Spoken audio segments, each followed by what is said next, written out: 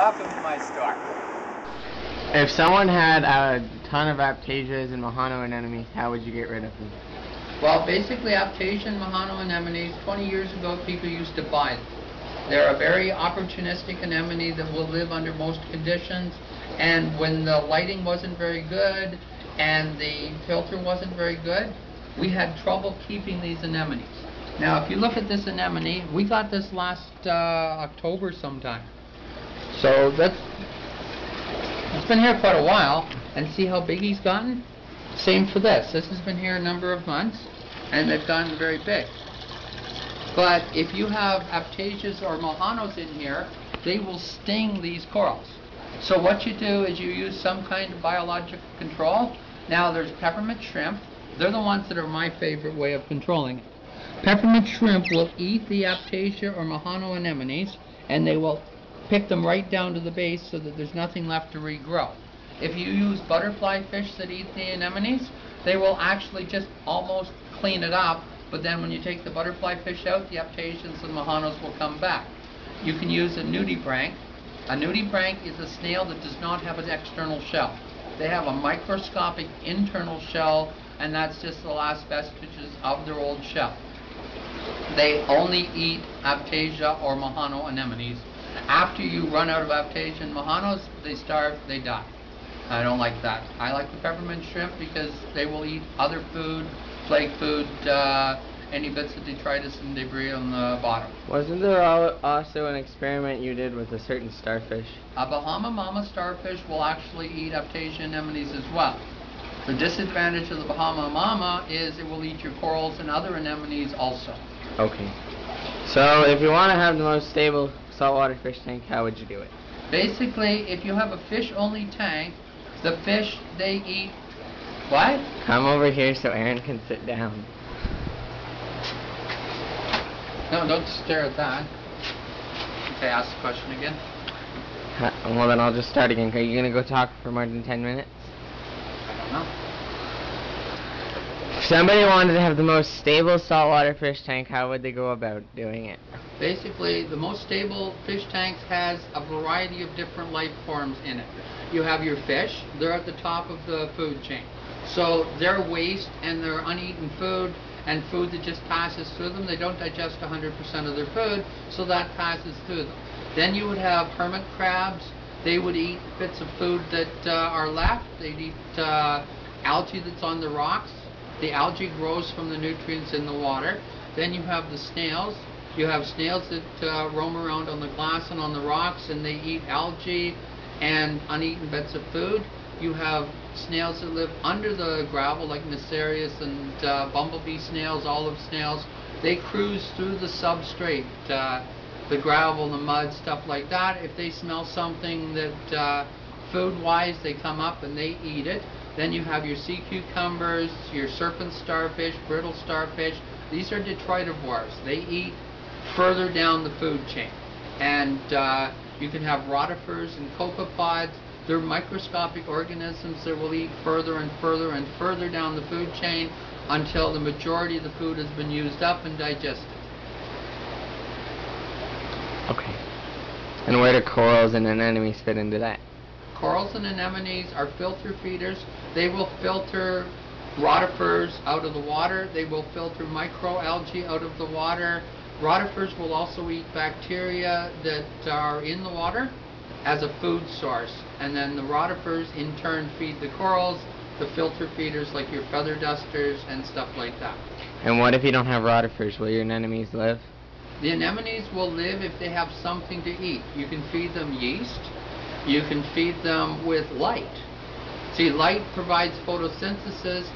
The anemones and corals, they have zooanthelia. It's algae that lives inside an animal, and the algae does the photosynthesis, and it passes along the sugars that it produces to the animal host, and the animal host in turn passes its cellular waste back to the anemones to use as a food source. Okay. So, is that the same for corals? Corals and anemones are very, very close relatives, and they do both the same way. Also, Tridacna clams. They're photosynthetic as well, and they also consume nitrates, ammonia, or nitrite. So they will actually help keep your tank cleaner. You just need to keep the calcium level stable so that it has the building blocks necessary to digest the food. Can you have too many corals or too many trees or too many plants in any type of fish tank? If you have too many, the only way to have too many trees in a fish tank would be so that it would have no room for fish. But I heard somewhere that if you have too many, because when the lights go out and they're not producing any oxygen, then they use up the oxygen and they could take away too much oxygen, or is that not if true? you have too much algae, too much macroalgae, too much turtle grass, these are all algae and plants that are under the water. So they actually consume the oxygen out of the water, plus during the day when they're doing photosynthesis, they consume carbon dioxide as well, and they give off more oxygen than what they use. At night, they don't produce any oxygen, but they still use oxygen. So the oxygen level in a tank that has too much of plant material, say it's a freshwater tank and it's full of plants, you can actually deplete the water of oxygen. The advantage to using the mangrove trees is that the leaves are out in atmospheric air. So they don't suck oxygen out of the water and they don't put any oxygen into it. All they do is suck the phosphates, nitrates, and other trace elements that they need to grow. They suck them out of the water. Okay. I don't know what else to ask. Just keep asking questions. I don't know. Why do shrimp shed their skin? Why do shrimp shed their skin? So that they can grow, because their exoskeleton becomes very hard and it can't expand. So they must shed it periodically to grow and to also grow new limbs. If a shrimp loses an arm or a leg, they will actually shed sooner so that they can replace it. Is there any examples of freshwater shrimp? Freshwater shrimp, we have the ghost shrimp and the cherry shrimp and the long-armed prawn. We all have that. Those are all freshwater. Okay. How many molts does it take to get a full-size claw back on a shrimp?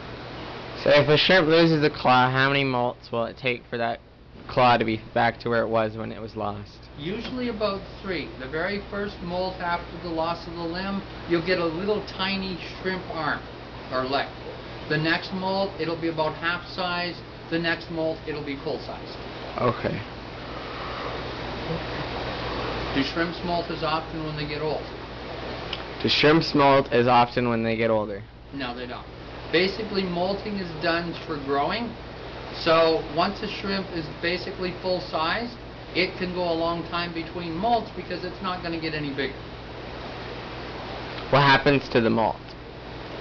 It dissolves back into the water. Other fish eat it. Crabs eat it. It's a good source of calcium that's already tied up in a form that is good for making a shell out of. Isn't it also really common for people to mistake the empty shell for either a dead shrimp or another one that's in their tank magically? Well, a lot of the time I will sell a person one shrimp. They phone me up the next day and say, yep, the shrimp you sold me, he died, but the other one's doing okay. Because they look at the shed and they see the antennas, they see the eye stalks. The shrimp will shed everything, including the antennas, the eye stalks, the whole deal. He pulls the antenna out of the inside of the old shell. Wow.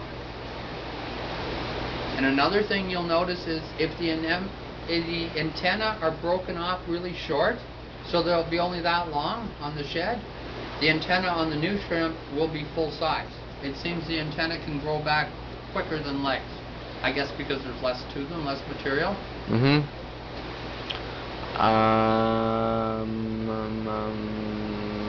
Since you previously mentioned how we don't use many decorations here at the store, what do you use instead for hiding places? Well, I use plastic pipes. You got to make sure you use PVC or CPVC or nylon, something like that. Don't use ABS because ABS is sewer pipe. It's got poison built into it, and it will be toxic for your fish. Okay. What's the most important thing about keeping quiet? Well, it's 9 minutes, so let me start.